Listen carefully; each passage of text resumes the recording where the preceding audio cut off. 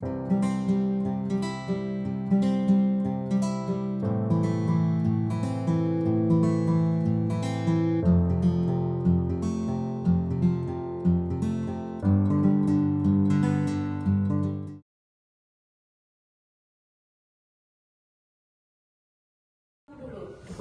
apa-apa saja yang ingin kamu sepakati di kelas ini. Kelas impian kamu itu seperti apa? Kamu inginnya berpakaian seperti apa? Membuat tugas bagaimana? Datang ke sekolah bagaimana? Apa yang kamu inginkan? Di video ini akan Ibu berikan kepada kamu tugas kamu menuliskan apa hal-hal yang ingin kamu sepakati di kelas kita ini. Terkait dengan apa saja? Pakaian, waktu, pengerjaan tugas, PR, cara bersikap, bertutur kata, dan lain-lain. Silahkan kamu tuliskan satu per masing-masing. Ya, satu per masing-masing. Keluarkan penanya. Silakan tuliskan pendapat kamu.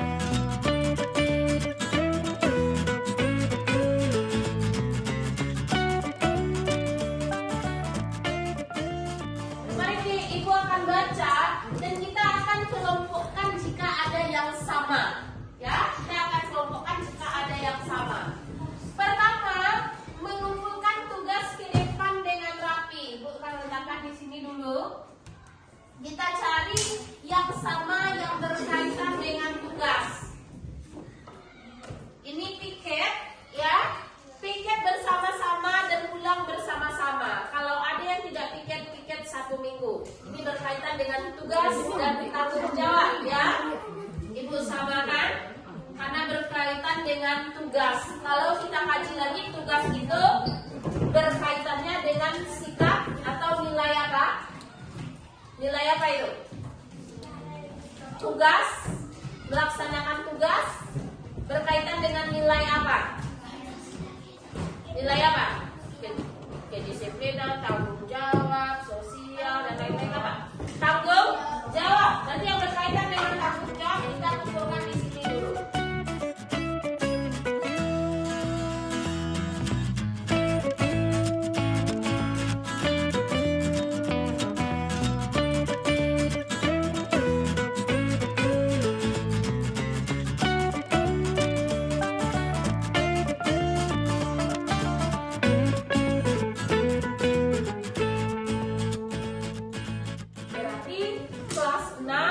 Hendaklah senantiasa bertanggung jawab terhadap apa?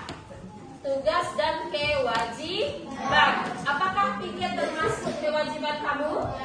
Iya. Berarti di sini kita simpulkan senantiasa bertanggung jawab.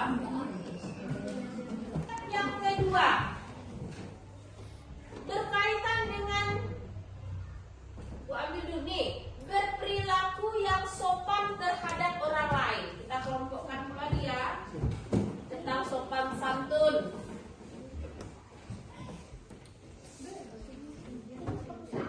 Tidak berkata kasar dan kotor. Saat guru berbicara, yang lain harus diam. Berpakaian lengkap dan rapi. Saat berbicara tidak menyakiti perasaan orang lain. Berkata sopan dan santun. Dan menghormati yang lebih tua. Memperhatikan guru saat menerangkan. Bertutur kata yang sopan.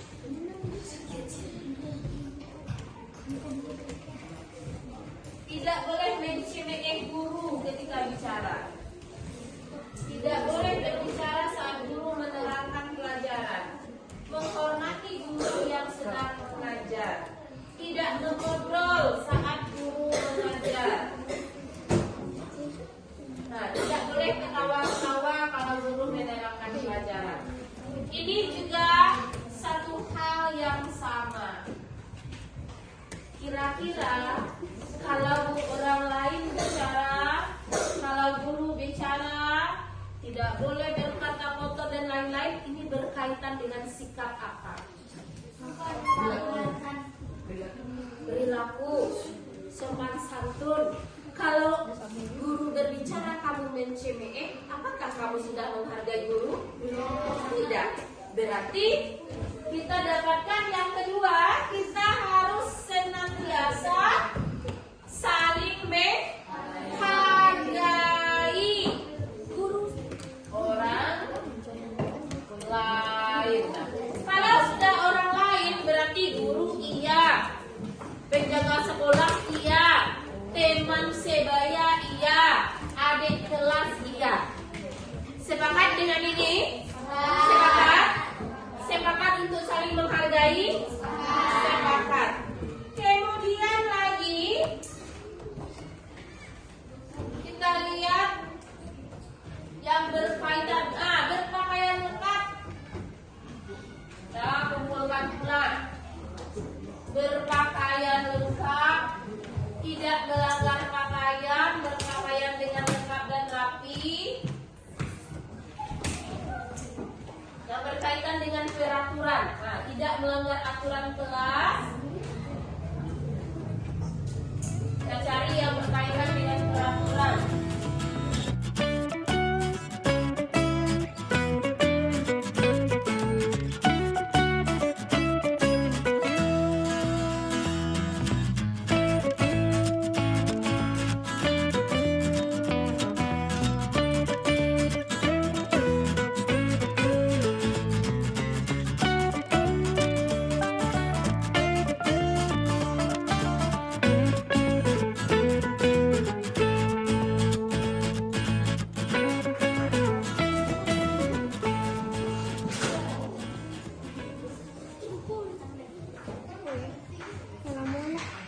Tulis nama singkatnya di samping tanda tangan tuh. Di samping. Di samping.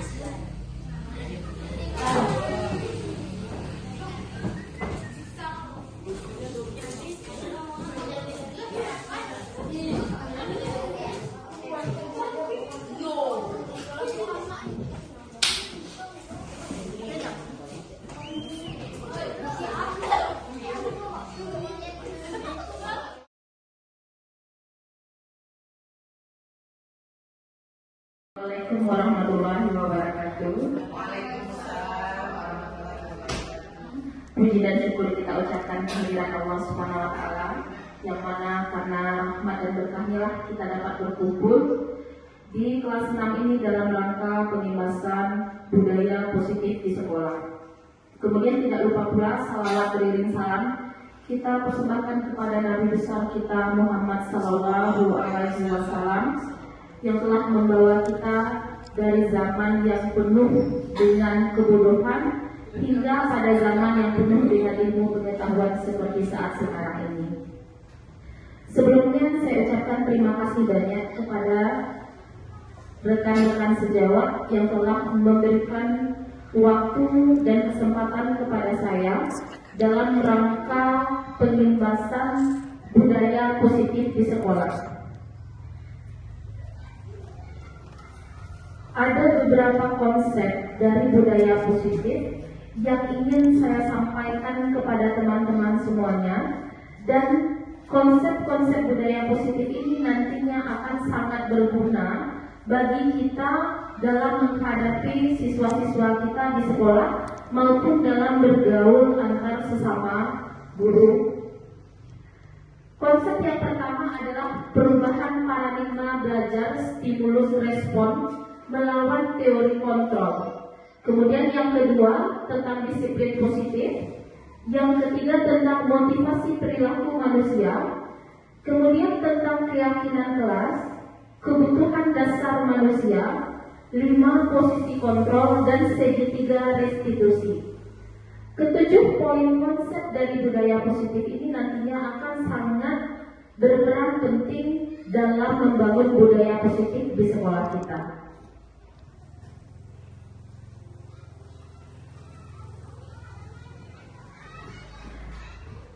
Rekan-rekan, teman-teman sejawat, yang selama ini kita gunakan dalam menghadapi siswa-siswa kita ataupun dalam kehidupan sehari-hari kita adalah stimulus respon, adalah paradigma stimulus respon. Itu kebanyakan yang kita pakai. Apa itu paradigma stimulus respon? Pertama, dalam menghadapi siswa kita dominan menganggap bahwa kebutuhan semua manusia ataupun semua anak didik kita itu sama. Padahal melalui teori kontrol dinyatakan bahwa realitas kebutuhan kita itu berbeda. Kemudian kita cenderung melihat semua orang itu sama. Sedangkan pada teori kontrol, setiap orang memiliki gambaran berbeda. Kemudian, kebanyakan kita berusaha mencoba mengubah orang agar berpendapat sama dengan kita. Sedangkan menurut teori kontrol, kita hendaknya berusaha memahami pandangan orang lain tentang dunia. Kemudian, ini mungkin sering kita lakukan di kelas. Kita selalu menganggap bahwa perilaku buruk itu kita lihat sebagai suatu kesalahan. Padahal seharusnya melalui teori kontrol, kita hendaknya melihat bahwa semua perilaku baik itu perilaku baik, orang lain bisa mengontrol diri kita. Padahal kenyataannya hanya diri kita lah yang bisa mengontrol diri kita sendiri. Kemudian kita beranggapan bahwa saya bisa mengontrol orang lain. Ini sering kita terapkan di kelas. Kita menjadikan anak didik kita di bawah kontrol kita. Karena kita menganggap bahwa kita sebagai guru lah yang memiliki kontrol terhadap anak didik kita. Padahal sesungguhnya salah. Anak didik tidak akan bisa kita kontrol kalau mereka tidak mau membuka dirinya sendiri. Berarti menurut teori kontrol, kita tidak bisa mengontrol orang lain. Saya butuh bantuan dari kawan-kawan, mungkin Miss Dolly dan Bu Mayang. Silakan ke depan.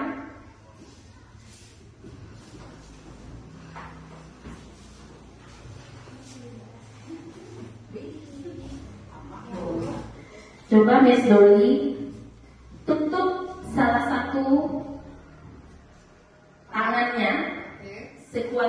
kepalanya. Silahkan Bu Maya coba buka kepala tangan Miss Dolly. Boleh dengan berbagai cara, rayuan, bujukan, paksaan, hardik. Pokoknya sampai terbuka genggaman tangan tersebut.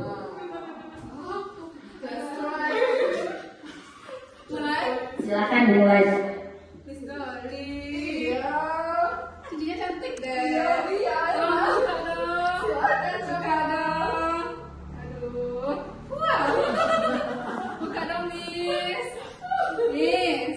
Cepat. Cepat lah. Cepat dah. Buka dah. Cepat. Cepat lah. Ayo, lalu buka yuk. Coba dimarahi Bu Maya, Miss Dolly-nya. Miss Dolly, capek lah. Buka. Tak mau Miss Dolly-nya. Tak mau. Nggak bisa. Iya, terima kasih Miss Dolly dan Bu Maya. Itu adalah gambaran hubungan kita antara guru dan siswa. Bagaimanapun kita bujuk, kita rayu-rayu, tidak mempan bagi mereka untuk membuka pikiran mereka untuk menerima pelajaran, kita hardik, kita bentak, kita ancam, tidak akan berhasil. Hanya akan berhasil ketika mereka mau membuka dirinya sendiri. Sama seperti Miss Dolly dan Bu Maya tadi, kalau Miss Dolly mau membuka, dengan satu rayuan saja sudah terbuka tangannya. Atau dengan hadikan sudah terbuka. Tetapi karena yang mengontrol diri kita adalah diri kita sendiri, maka tidak bisa terbuka. Seperti itulah kita dengan siswa.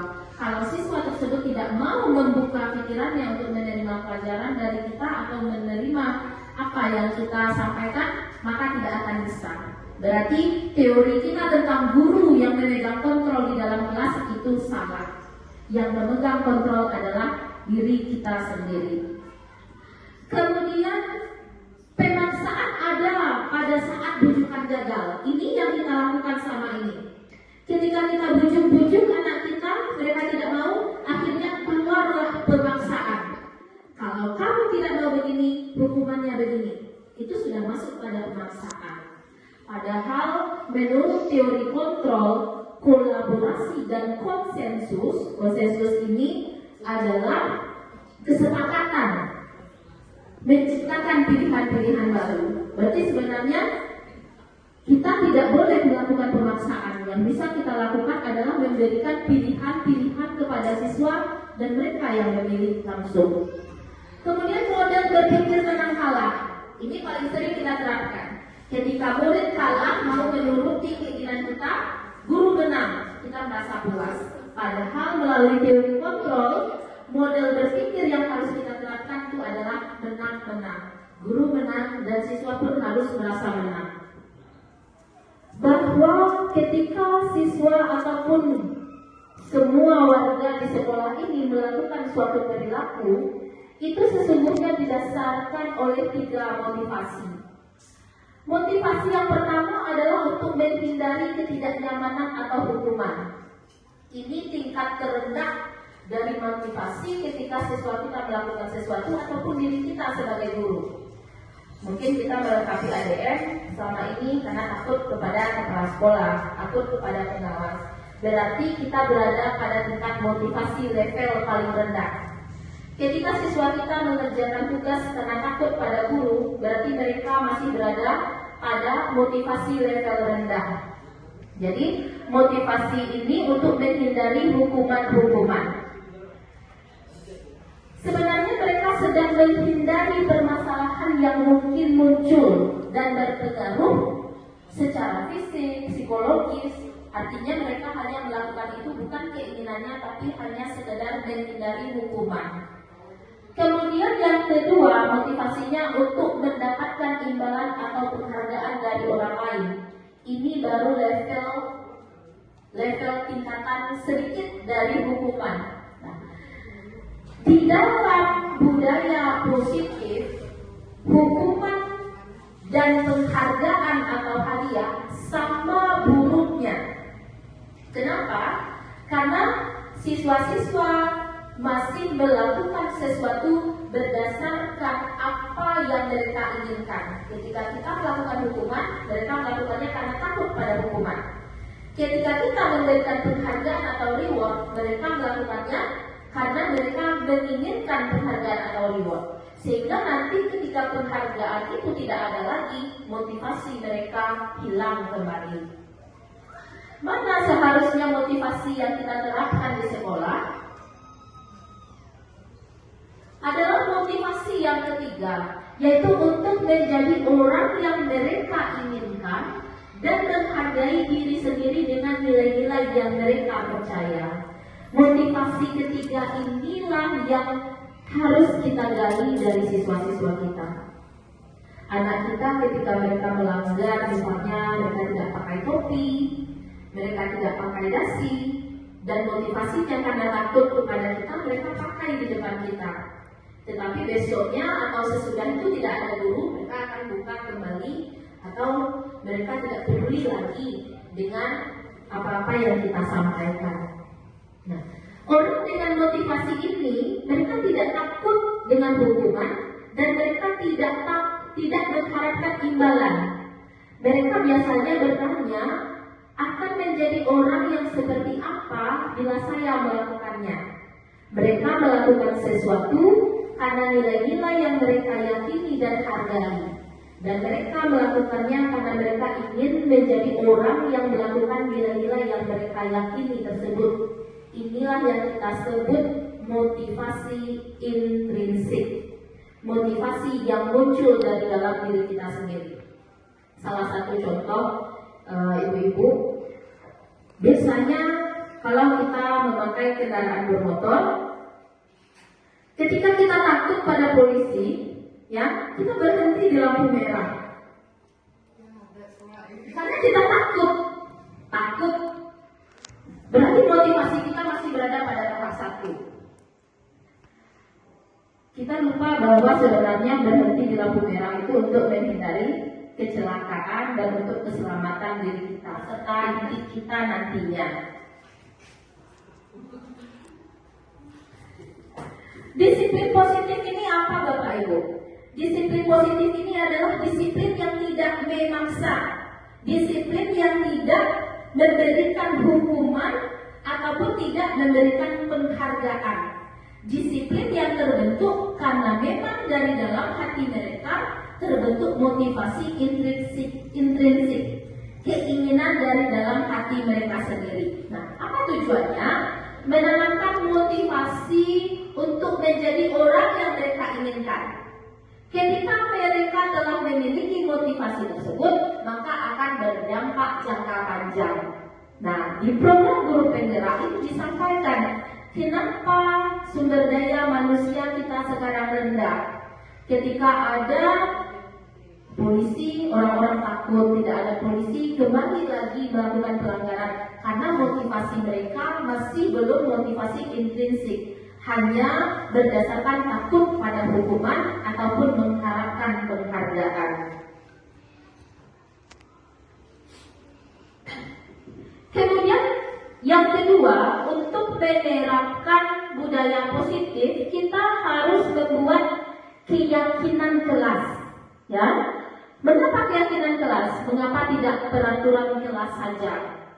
Nah, keyakinan kelas ini kita bentuk berdasarkan nilai-nilai kebajikan universal. Kita bentuk bersama siswa, mungkin sebelumnya kita sudah pernah membuat kontrak kelas. Kurang lebih sama seperti itu, tapi mungkin perbedaannya pada keyakinan kelas ini, kita minta dulu curah pendapat dari siswa, kemudian pendapat-pendapat siswa kita rangkum menjadi suatu kesepakatan kelas, barulah lahir keyakinan kelas. Nanti saya akan tampilkan contoh keyakinan kelas yang sudah dibuat di kelas 6. Kemudian mengapa adanya keyakinan kelas itu penting untuk terbentuknya sebuah budaya positif? Keyakinan kelas ini ibu-ibu membantu kita untuk tidak begitu emosional dan marah-marah, dan membantu kita untuk menjadi guru yang lebih mau menerima pendapat siswa kita. Nah, ini terkait nanti dengan 5 posisi kontrol kita sebagai guru. Nanti kita akan bahas lebih lanjut. Kita mungkin terlupa untuk merinci apa kebutuhan siswa kita. Karena kembali tadi pada teori kontrol, semua perilaku baik dan buruk itu memiliki tujuan tertentu. Apa tujuannya? Untuk memenuhi kebutuhan. Ada 5 kebutuhan dasar manusia, baik murid kita ataupun kita sendiri. Pertama adalah kebutuhan bertahan hidup. Kebutuhan bertahan hidup ini mencakup makanan untuk mengatasi rasa lapar, minuman, kemudian istirahat, hal-hal yang kita butuhkan yang mendasar dalam kehidupan kita. Kemudian yang kedua ada kebutuhan akan cinta dan kasih sayang, kebutuhan untuk diterima. Kemudian ada kebutuhan penguasaan, yaitu kebutuhan pengakuan dan kemampuan. Kemudian kebutuhan kebebasan, kebutuhan untuk diberikan pilihan. Kemudian yang terakhir kesenangan, kebutuhan untuk merasa senang. Kelas 2A di SD Pelita Hati sedang bingung menghadapi ulah salah satu murid di kelasnya, Doni. Beberapa anak di kelas 2A telah datang padanya dan mengeluhkan Doni yang seringkali meminta bekal makan siang mereka dengan paksa. Jika Anda menghadapi suatu situasi seperti Ibu Ambar, apa yang akan Anda lakukan? Menurut Anda, kira-kira apa alasan Doni melakukan hal itu? Ini contoh salah satu kasus. Bagaimana menurut ibu-ibu? Kalau ini yang terjadi, kira-kira apa alasan Doni melakukan itu? Lapar. Ketika kita cari alasannya dia lapar, berarti ada satu kebutuhannya yang tidak terpenuhi, yaitu kebutuhan dasarnya, ya. Maka dari situlah kita mencari bagaimana solusi, yaitu kebutuhan bertahan hidup. Jadi ketika Doni melakukan itu, dia sedang berusaha memenuhi kebutuhan dasarnya, yaitu kebutuhan untuk bertahan hidup. Berarti mungkin kita sebagai guru harus mengkomunikasikan dengan orang tuanya bagaimana memenuhi kebutuhannya akan makanan. Kemudian kebutuhan cinta dan kasih sayang, kebutuhan untuk diterima. Kita pernah hadapi kasus di sekolah, di kelas ini, khususnya Bapak Ibu, tentang anak-anak kita yang berpacaran. Kalau menurut kebutuhan ini, berarti kira-kira kebutuhan apa yang dicari oleh anak tersebut? Cinta dan kasih sayang. Berarti kita paham bahwa anak kita yang waktu itu berkasus tentang pacaran dan lain-lain, mereka berarti membutuhkan kasih sayang dan cinta. Nah, tugas kita disitulah sebagai guru. Kita sudah paham, oh anak ini si A, dia butuh cinta dan kasih sayang, dia butuh untuk diperhatikan. Maka itulah yang kita berikan. Nah, dan itulah yang sekarang saya coba berikan pada anak-anak yang berkasus seperti itu, dan ternyata memang perubahannya sangat signifikan.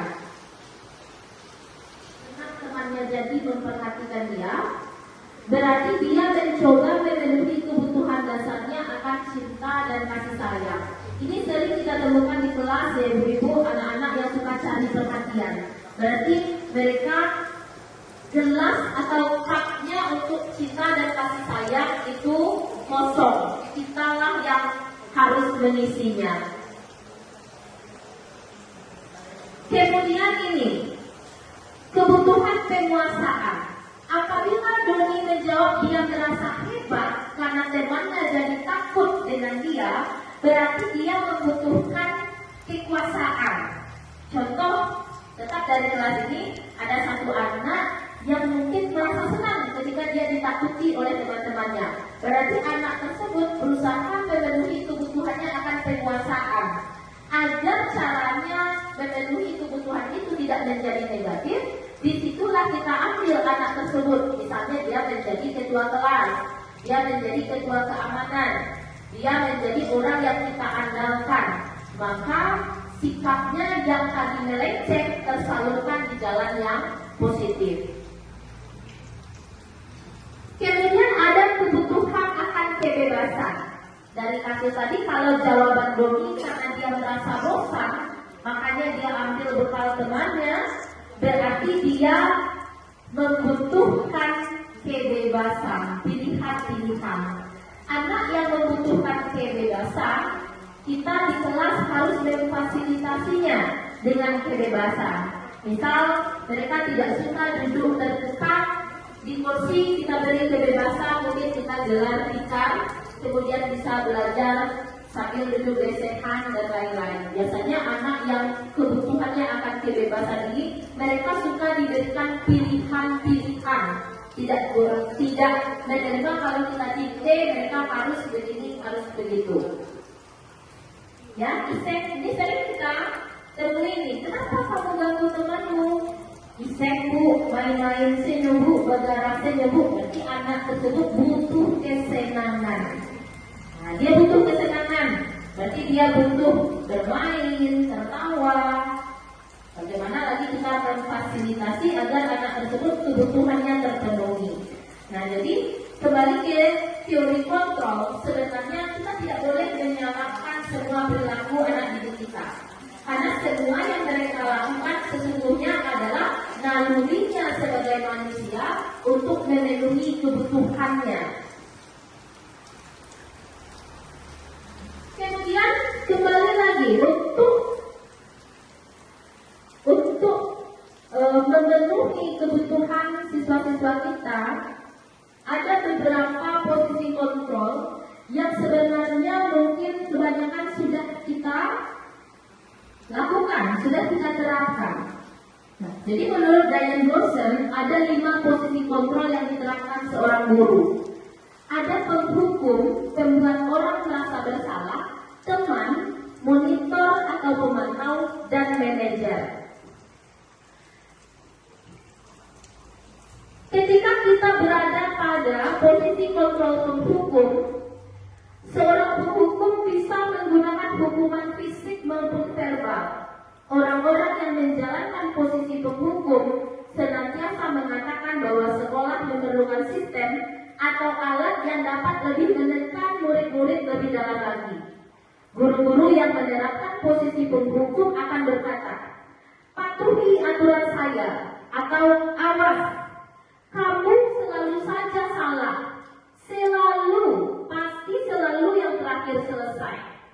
Guru seperti ini senantiasa percaya hanya ada satu cara agar pembelajaran bisa berhasil, yaitu cara dia.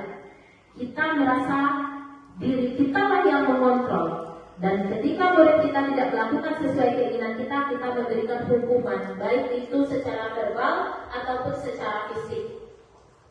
Ini kebanyakan adalah posisi kontrol yang diterapkan oleh guru, termasuk saya, ibu-ibu, sebelum mengikuti pendidikan guru penggerak ini.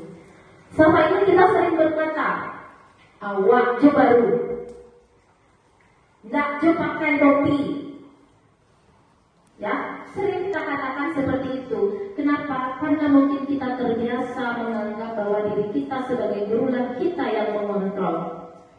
3 hal yang harus kita lakukan ini terkait dengan segitiga restitusi.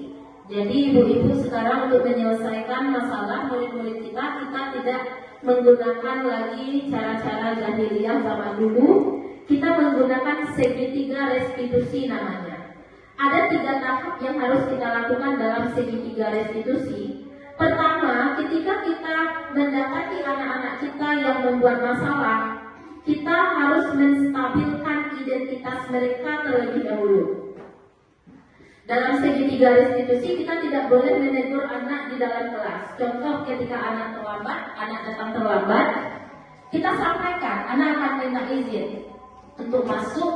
Kita tidak boleh langsung memarahi mereka. Yang kita sampaikan adalah, oh, kamu terlambat ya?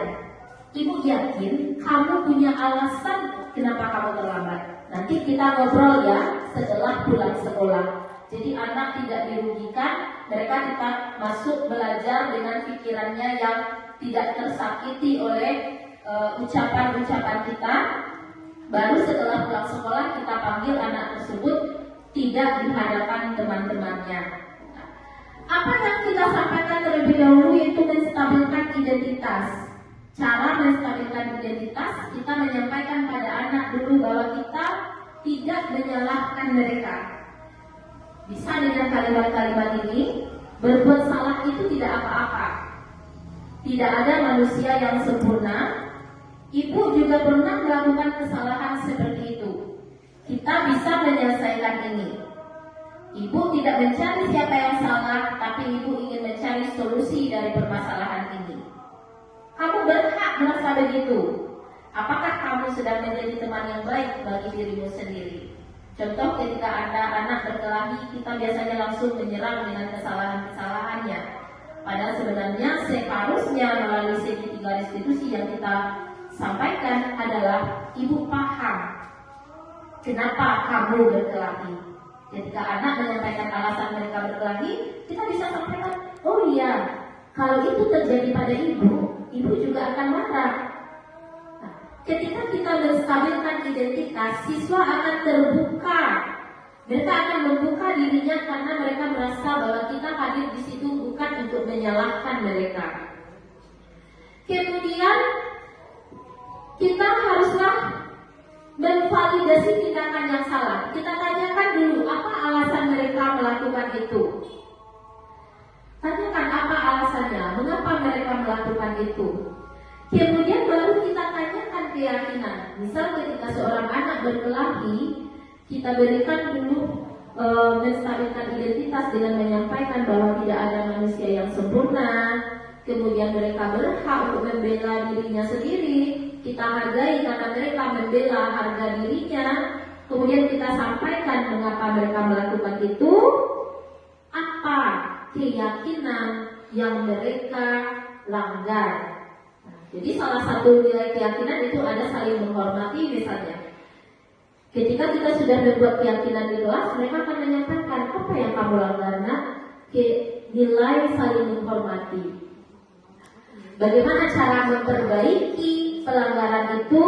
Apa yang akan dilakukan ke depannya harus berasal dari. Nah, ini contoh-contoh kalimat dalam memvalidasi tindakan yang salah.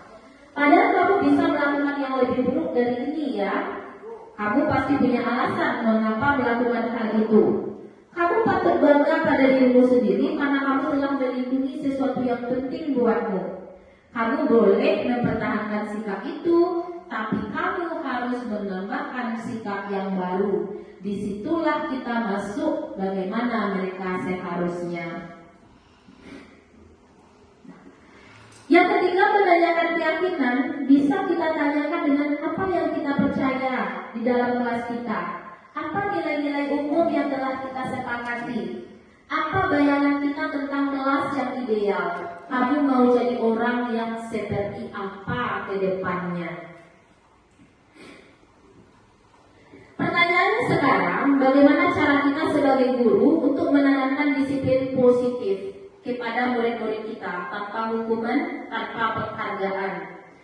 Pertama, kita hendaklah melaksanakan posisi kontrol yang tepat, yaitu posisi kontrol manajer. Jadi yang penghukum, pembuat rasa bersalah, teman, itu harus kita hindari. Untuk memperbaiki diri kita masuk dulu ke tahap pemantau. Baru kemudian pelan-pelan kita mencoba berubah untuk menjadi posisi manajer. Kemudian kita ganti peraturan kelas dengan keyakinan kelas. Begitupun peraturan sekolah itu seharusnya sudah tidak ada lagi, karena peraturan itu bermakna datang dari atas. Murid hanya mematuhi. Kalau keyakinan itu dimusyawarahkan bersama-sama. Kemudian dalam menyelesaikan permasalahan di kelas ataupun di sekolah, kita hendaknya menerapkan segitiga restitusi. Jadi mungkin itu sedikit materi-materi yang bisa saya sampaikan berkaitan dengan budaya positif di sekolah. ibu-ibu untuk berubah itu memang sangat sulit. Saya sendiri merasakan. Tetapi mungkin secara perlahan kita ubah mindset kita, cara pandang kita memang sangat sulit. Tetapi mudah-mudahan kedepannya bisa kita terapkan. Jika budaya positif ini bisa diterapkan, insya Allah kita akan menjadi guru-guru yang terhindar dari amarah, emosi yang tinggi, dan juga nantinya terhindar dari penyakit-penyakit lainnya yang berkaitan dengan hati. Nah, mungkin itu yang bisa saya sampaikan dalam pengibasan budaya positif ini.